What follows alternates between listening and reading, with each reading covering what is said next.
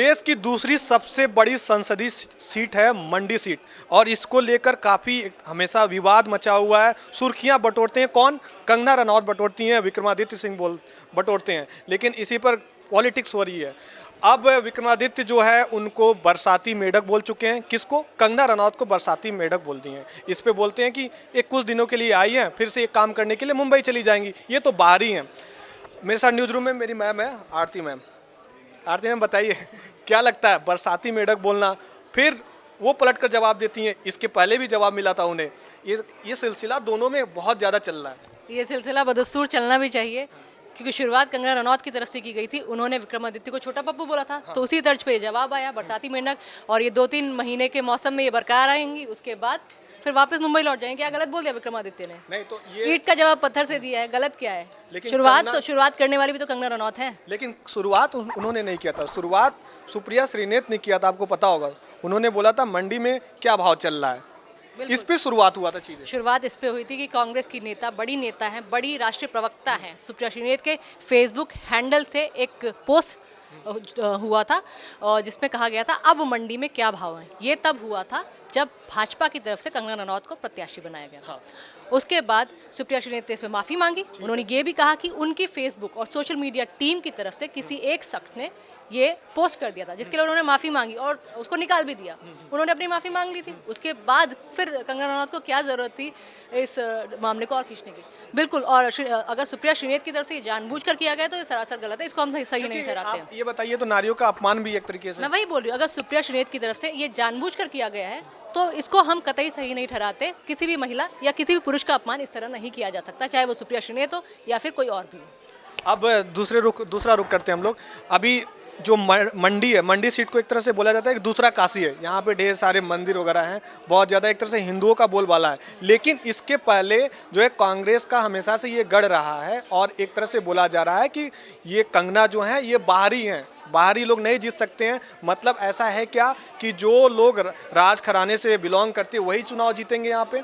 वही बिलोंग है, वही लोकल है यहाँ के? नहीं, मैं इस बात से इत्तेफाक नहीं रखती कि जो राजघराने से बिलोंग करते हैं, जो राजघराने से इत्तेफाक रखते हैं, वही इस सीट पर परचम लहरा सकते। नहीं, अगर कंगना कुछ ग्राउंड जीरो पे कुछ करके दिखाती हैं तो बिल्कुल। और रही बात बाहरी होने की, क्योंकि कंगना रनौत 18 साल से बाहर है, मुंबई में रहती, विदेशों में रहती हैं। 2006 में उन्होंने बॉलीवुड करियर की शुरुआत की थी, उसके बाद लंबा अरसा हो गया, 2024 का समय आ चुका है। 18 साल बहुत ही लंबा अरसा होता है। उसके बाद वो अगर अपने क्षेत्र में, अपने गाँव में, अपने शहर में वापस आ रही हैं और उसके बाद वहाँ से चुनाव लड़ रही है, तो बिल्कुल कहा जा सकता है वो बाहरी हैं। अगर भाजपा उन्हें टिकट देती है, कहीं ना कहीं उनमें काबिलियत है, बॉलीवुड को बड़ी बड़ी उन्होंने फिल्में दिया है और उन्हें अवार्ड भी मिला है, अभी जाके उन्हें अवार्ड भी दिया गया। लेकिन ये चीज़ें बार बार दोहराना कि आप बाहरी हैं, आप बाहरी हैं, कहीं ना कहीं हिमाचल वासियों को ये भी लगता है कि नहीं, हमारे लिए जो राजघराने से आते हैं वही चुनाव जीत सकते हैं, बाहरी लोग नहीं जीत सकते। ये बार बार वहाँ के लोग भी बोल रहे हैं। Ankit, no doubt she the queen of Bollywood. वो बहुत ही उम्दा अदाकारा है, उसमें कोई शक और गुंजाइश नहीं है, उसमें किसी को होनी भी नहीं चाहिए। लेकिन कंगना रनौत को जब उनका राजनीति में पहला कदम है, इस फील्ड में वो नहीं है, और यहाँ पर उन्हें काम तो करना ही पड़ेगा, तब जाके वो जनता के करीब हो पाएगी और जनता उन्हें समझ पाएगी और वो जनता को समझ पाएंगी। और वो बॉन्डिंग जो डेवलप होती है एक नेता और जनता के आवाम के बीच, वो कंगना रनौत को कहीं ना कहीं बिल्ड करनी पड़ेगी। उस पर ग्राउंड जीरो पर जाके उन्हें मेहनत करनी पड़ेगी। और इसके पहले अभी उन्हें छोटा पप्पू कहा गया था, तो कंगना से पूछा गया कि आप छोटा पप्पू क्यों बोल रही हैं उन्हें, तो उन्होंने बताया कि मैं छोटे भाई को नहीं बोल सकती क्या, मैं तो ये अंदाज है मेरा, प्यार से मैं बोल रही हूँ कि आप छोटे पप्पू हैं, मेरे भाई हैं आप। एक तरह से टांग खिंचाई हो रही है, क्या इसमें बुरा? फिर तो बिल्कुल बुरा नहीं है। अगर कंगना रनौत ने ये कहा है कि उन्होंने छोटा भाई होने के नाते विक्रमादित्य को छोटा पप्पू कह दिया है, तो फिर तो भाई बहन में ये चलता ही है। और अगर उन्होंने बरसाती मेंढक कह दिया तो भाई बहन में चलता है। मुझे लगता है आपकी भी बहन है, मेरे भी भाई है, तो आपस में भाई बहनों की लड़ाई चलती रहती है। अगर ये लड़ाई नहीं होगी तो भी मजा कैसे आएगा? अच्छा, लास्ट सवाल अब करते हैं। जब देश में चुनाव हुआ था 1965 में, जब चुनाव हुआ था वहाँ पे लोकसभा का, तो वहाँ पे 2 सीटें थी। इसी जगह पे 2 लोग चुनाव लड़े थे, 2 सांसद बनाए गए थे। एक अल्पसंख्यक से आते थे और एक राजघराने से आती थी। राजघराने से उन्होंने चुनाव जीता, और वो राजघराने से थी, इसलिए वो स्वास्थ्य मंत्री भी बनी, देश की पहली स्वास्थ्य मंत्री वहाँ से बनती हैं, हिमाचल से। क्या लगता है, कंगना अगर जीतती हैं तो कुछ बन सकती हैं? नहीं, कंगना में बहुत ज़्यादा काबिलियत है, हर चीज़ में वो मेहनत करती हैं।